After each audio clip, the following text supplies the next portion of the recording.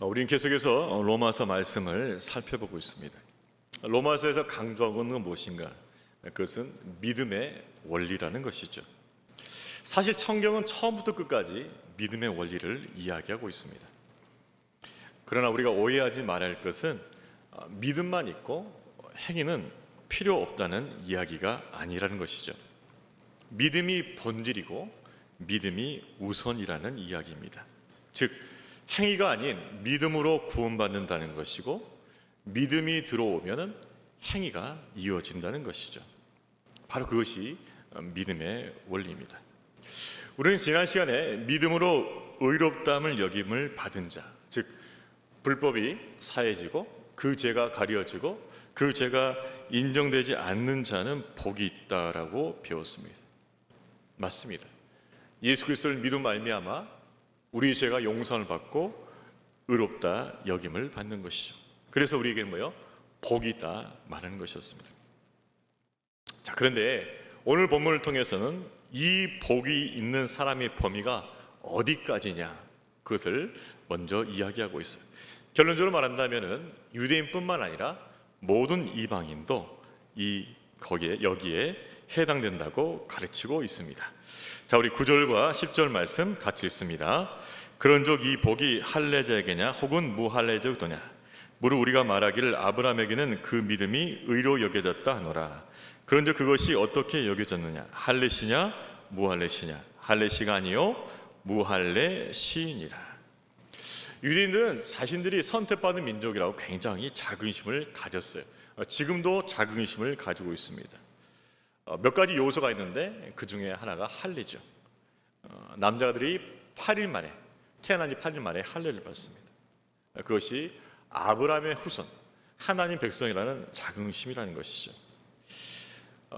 그래서 할례를 받지 못한 이방인들을 무시해 왔었어요. 자, 그런데 유대인들이, 이스라엘 사람들이 착각한 게 있죠. 이 할례가 하나님의 백성이 되었다는 표시긴 한데 이 할례가 구원의 근거는 되지 못한다는 것입니다. 즉 할례를 받았기 때문에 구원받는 것이 아니에요. 그들이 착각하고 있었던 것은 아브라함이 할례를 받았기 때문에 구원의 백성이 되었다고 생각한 것이죠.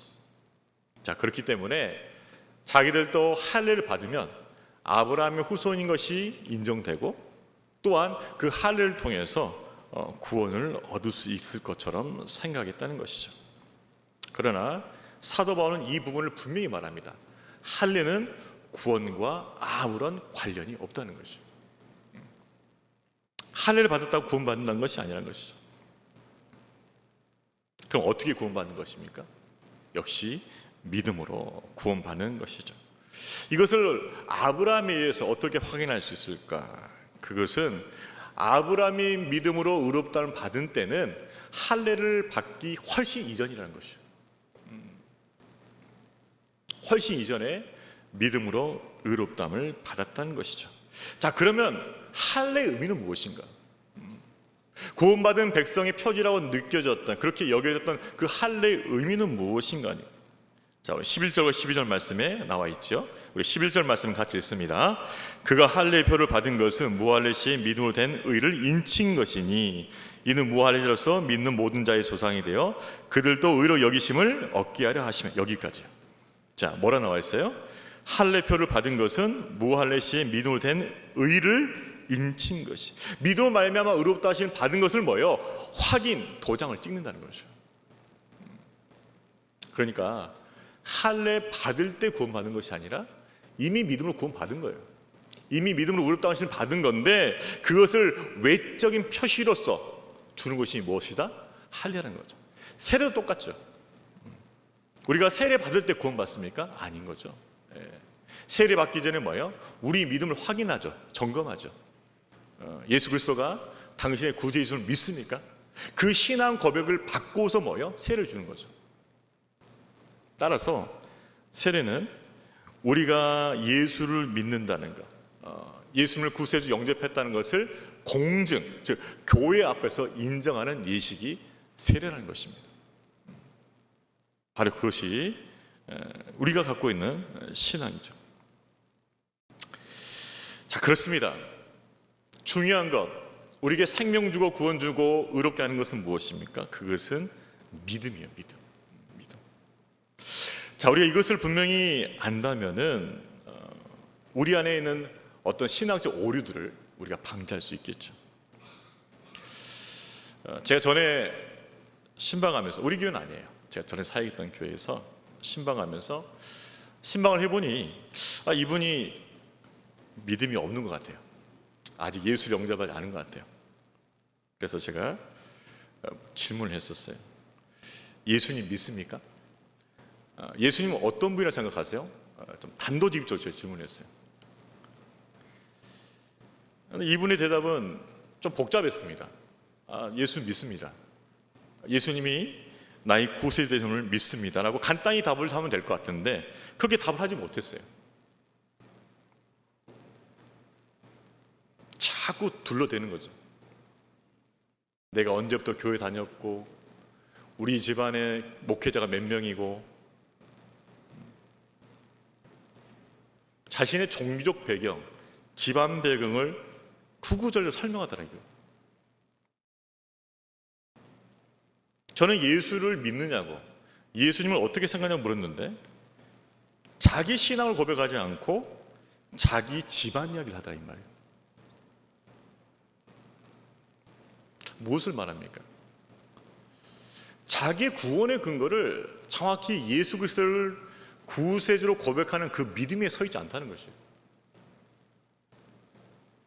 그러니까 자기 구원의 근거를 마치 할례처럼, 유대인들이 그렇게 자랑스럽게 여기는 할례처럼 자기 집안의 배경을 구원의 근거로 삼는 사람들이 있다는 것이에요. 우리 집안이 5대째 기독교 집안입니다. 우리 집안에 목회자가 많습니다. 우리 삼촌이 목회자입니다. 심지어는 우리 아버지가 목회자입니다 라고 대답한다는 거죠. 그런데 예수가 나를 사랑하셔서 내 죄를 위해서 십자가에서 아낌없이 피를 흘려주신 나의 주님이시라는 그 고백을 하지 못한다는 것이죠. 유대인들이 이런 모습이에요.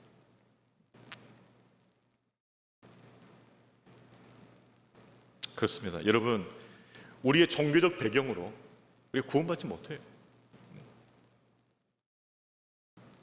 제가 아는 목사님 아들이 있었어요. 이분은 모태죠. 그런데 대학교 들어와서야 이제 예수를 영접했어요. 그럼 신앙생활 안 했는 거 아닙니다. 주일학교 열심히 했습니다.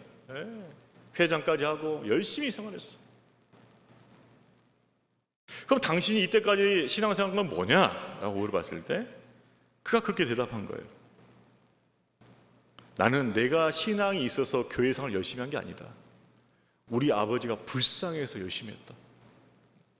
우리 아버지 작은 목회하는데 아버지 도와주려고 아버지 불쌍해서 열심히 내가 봉사했다.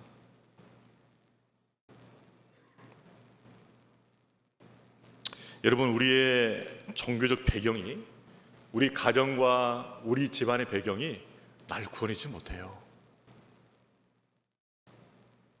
오직 예수 그리스도를 구주로 영접하는 그 믿음만이 우리를 의롭게 하며 우리를 구원받는 자녀로 거듭나게 하는 줄로 믿습니다.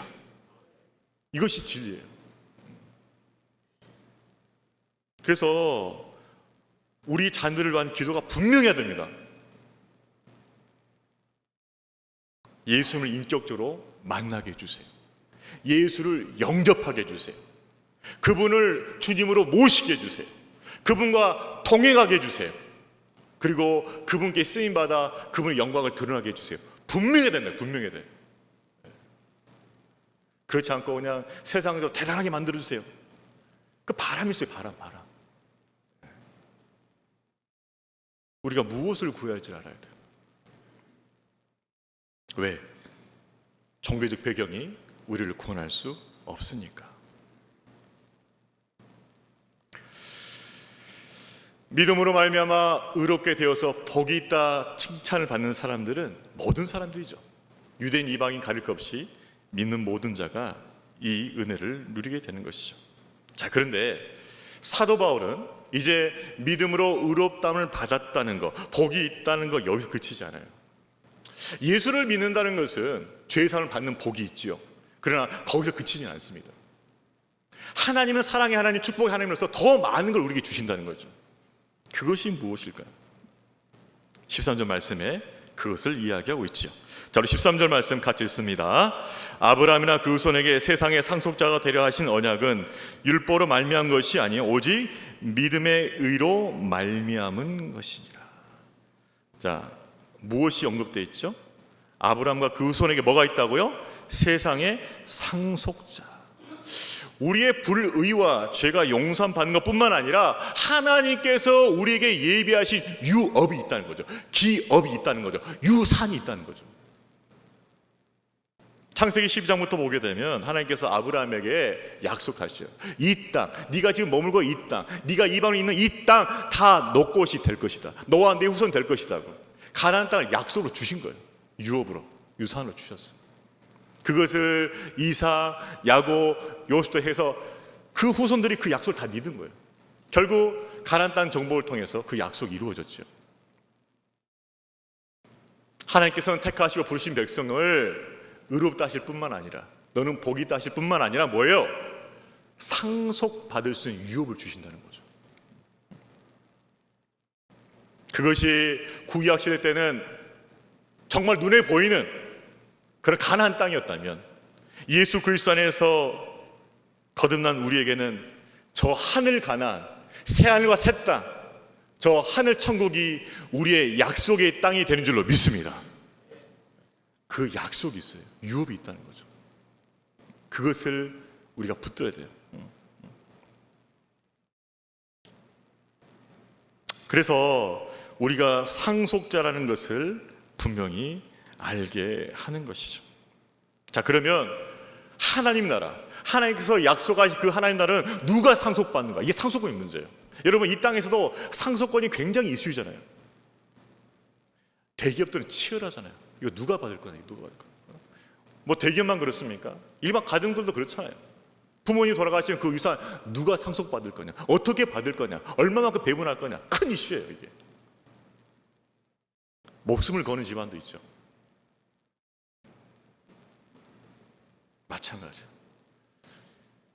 영원한 하나님 나라, 하나님께서 그 백성에 예비하신 그 하나님 나라, 그 하나님 나라를 누가 물려받을 것이냐?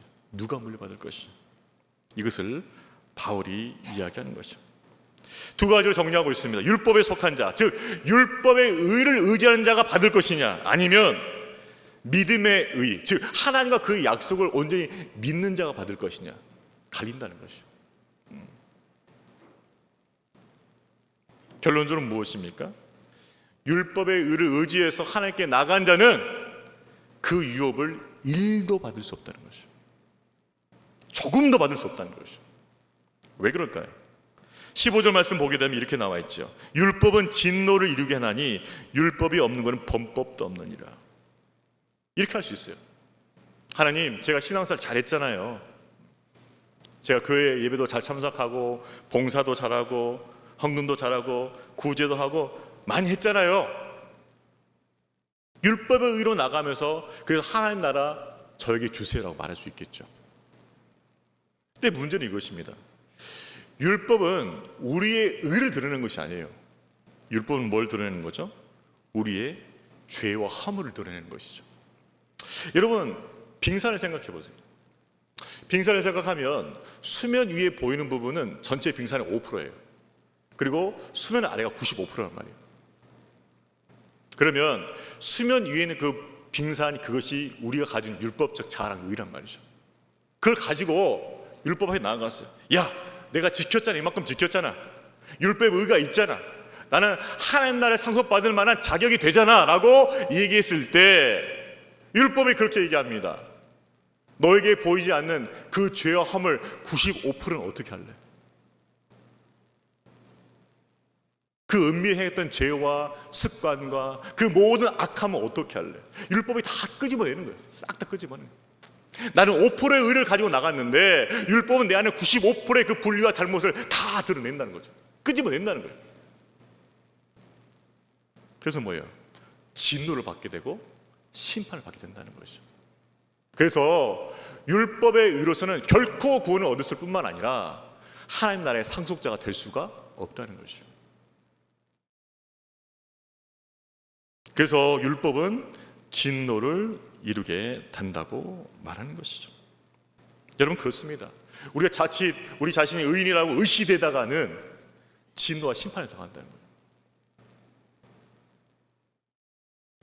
우리가 할 수 있는 고백은 하나님께서 모든 것을 다 이루셨고 또 그것을 믿을 수 있는 믿음까지 주셔서 감사합니다. 그것이 우리의 고백이 되어야 될 줄로 믿습니다. 실제로 그런 거죠. 아브라함이 믿어 말미암아 의롭다 이걸 받았을 때, 그리고 그 후로 무려 400년이 지나서야 뭐요? 율법이 주어졌어요. 율법은 한참 뒤에 주었어요. 한참 뒤에. 이 땅을 너와 내 자손을 주겠다는 그 약속은 이미 율법이 주어지기 전 400년 전에 주어진 거죠. 그러니까 율법과 상관이 없는 거예요. 이 유업에 대한 약속, 이 유산에 대한 약속은 율법과 상관이 없는 거라고요. 그러므로 우리가 아브라함의 후손이 되어서 우리에게 주신 그 약속의 땅, 새하늘과 새 땅, 하나님 나라, 그 천국을 기업을 얻는 일에서는 우리의 율법의 의는 아무런 효력을 발휘할 수가 없다는 것이죠. 그러니까 여러분이 뭔가를 잘해서 뭔가 선한 일을 해서 천국 가는 게 아니라는 것이에요. 오직 아브라함같이 동일한 믿음을 지닐 때만 우리가 저 하늘 천국을 유업으로 받는 줄로 믿습니다. 오직 믿음이에요. 오직 믿음. 만약 율법의 의를 통하여서 구원을 얻고 상속자가 되는 것이라면 뭐요? 그 믿음 말미암아 약속은 다 헛것이 돼버려요. 다 날아가 버리죠. 그러나 실제로 율법은 하나님의 유업을 얻게 하기는커녕 오히려 죄를 깨닫게 해서 우리에게 진노와 심판을 가져다 주는 것이죠. 여러분, 우리가 로마서 하기 전에 사도행전을 묵상했잖아요. 사도월이 가끔 격분할 때가 있었어요. 어성경 읽어줘도 봤지만 격분할 때가 있어요. 언제 격분했습니까? 자기가 개척한 교회들이 잘 세워져가고 있는데 뭐요? 유대 율법주의자들이 와가지고 복음을 변질시킨 거예요. 예수를 믿음으로 구원받는다는 그 복음을 전했는데 유대 율법자들이 와가지고 야, 믿음만 갖고 되냐? 할례 받아야 되고 율법 지켜야지. 복음을 변질시키는 거예요. 여러분, 율법을 의지하기 시작하면요 구원이 없어요. 왜 그럴까요? 만약 율법의 의로서 구원을 받는다면은 율법 전체를 100% 지켜야 돼요. 100%요. 100% 지켜야 된다고. 100%. 그런데 그 100% 지킬 의인이 있냐? 없다는 것이죠. 그러니까 율법의 의로 나가면 구원을 받는 것이 아니라 오히려 뭐예요? 진노와 심판을 당하게 돼요. 사도 바울이 그것을 알았기 때문에 길이 날뛴 거예요. 왜 너희들이 제대로 길을 가다가 잘못된 길로 갔니? 오직 구원은 믿음을 말미암는데 이 복음을 끝까지 붙잡아야지. 왜 율법의 의를 붙잡고 왜 행위를 자랑하니?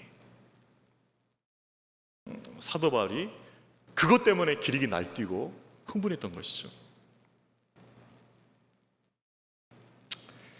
보잘것없는 우리가 하나님의 은혜로 그리스도 안에서 하나님의 약속에 참여한 자가 되고 하나님의 상속자가 된 것을 기뻐하시기를 주의 이름으로 축원합니다. 기뻐해야 돼요. 그러니까 우리가 죄가 우리의 불법이 가려워진 거 용서는 거기서 끝난 것이 아니죠. 하나님 나라를 뭐요? 우리에게 유업으로 주셨다는 것이요. 이것이 우리에게 주신 축복이에요. 여러분, 우리가 이 땅 가운데는 땅 한 평도 우리가 얻을 수 있을 수 있습니다. 땅 한 평도 내 땅이 아닐 수 있어요. 괜찮아요. 괜찮아. 남들은 엄청 가졌다는데, 근데 그 땅 좀 있으면 내놔야 돼요. 그 사람도. 그렇지만 영원한 하나님 나라는 우리의 영원한 소유요 영원한 기업이 되는 줄로 믿습니다. 영광의 그 나라가 우리의 영원한 기업이 되는 줄로 믿습니다. 그것을 바라보라는 것이요. 자꾸 나 땅 한 평도 없다. 그렇게 슬퍼하지 말고 영원한 하나님 나라가 나의 영원한 기업이 된다는 것을 소망으로 삼아내는 것이죠. 그 약속의 소망이 우리 안에 풍성하기를 주의 이름으로 축복합니다.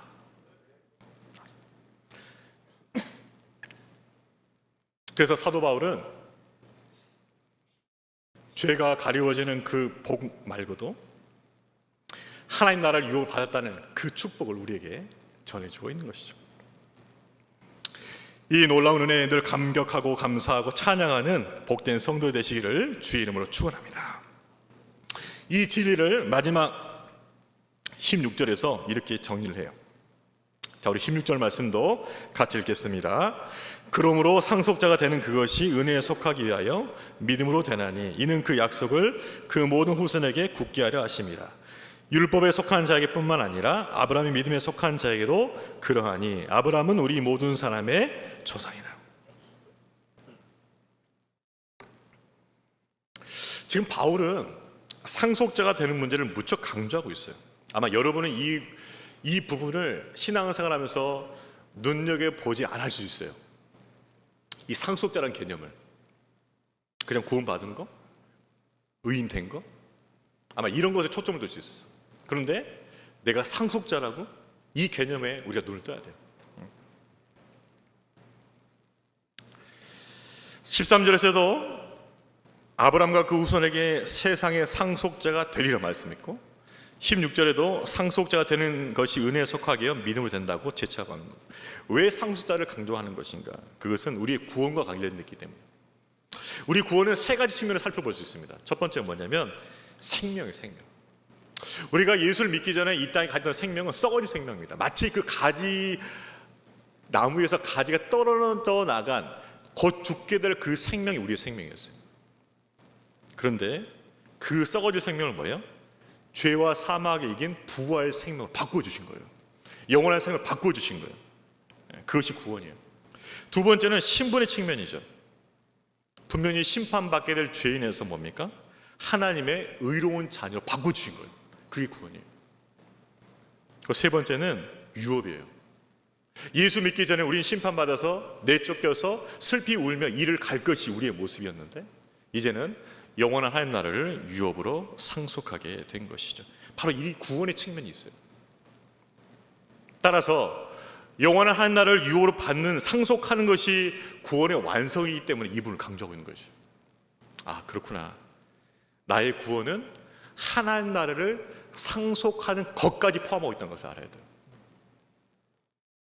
저와 여러분이 믿음으로 말미암아 저 영원한 나라, 완성된 하나님 나라가 우리의 유업이 될 것을 꼭 붙드시기를 주의 이름으로 축복합니다. 그것을 소망하라는 것이죠. 자, 그러면 하나님께서 아브라함과 그 후손에게 유업을 약속하신 것처럼 우리에게도 약속하신 것을 우리가 얻을 위해서 어떻게 할 것인가? 아브라함 후손이 유업을 상속합니다. 그런데 어떤 후손이 그 약속대로 유업을 상속할 것인가? 아브라함의 자손에게는 두 부류가 있어요. 하나는 육체적 자손이죠. 혈통적 자손이에요. 지금의 유대인들이에요. 그들은 굉장히 자부심이 강해요. 그들도 메시아가 도래해서 하나님 나라를 이 땅에 이룰 걸 믿고 있습니다. 유대인도 똑같이 하나님 나라를 믿고 있어요. 그런데 그 하나님 나라의 상속자가 자신들이 될 거라고 믿고 있어요. 그러나 그들이 알지 못하는 또 다른 아브라함의 자손이 있어요. 바로 믿음의 자손. 아브라함의 피를 받지는 않았어요. 육체적으로 혈통적으로 아브라함의 후손은 아니죠. 그러나 그 영혼에 아브라함의 믿음이 흐르는 자손들이 있다는 거예요. 믿음이 흐르는 자손들이 있다는 거죠. 그 자손들이 바로 우리인 줄로 믿습니다. 유대인들은 혈통적 자손이 하나님 나라를 상속한다고 믿었던 것이죠. 그러나 성경 그렇게 말하지 않아요. 혈통적 자손이 상속자가 되는 것이 아니라 그 영혼에 아브라함의 믿음이 흐르는 자, 그 자가 상속자가 된다는 것이죠. 상상해 볼까요? 하늘 법정이 열렸습니다. 재판 이슈는 이제 완성될 하나님 나라, 그 영광의 하나님 나라를 누가 상속할 것인가? 누가 상속권자가 될 것인가? 한 사람은 유대인 대표로 나왔습니다. 한 사람은 이방인 대표로 나왔습니다. 유대인 대표로 나온 자 이렇게 말해요. 우리는 할례를 가졌고 율법을 가졌고 오랜 전통을 가졌습니다. 우리가 하나님 나라의 적법한 승계자일 것입니다. 우리에게 주십시오라고 항변하는 거죠. 그런데 이방인인 대표가 이렇게 또 얘기합니다.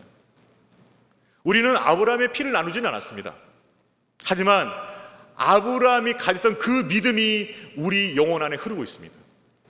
우리는 그 믿음을 주장함을 통해서, 그 믿음을 통해서 하나님 나라가 우리 것이라고 주장합니다.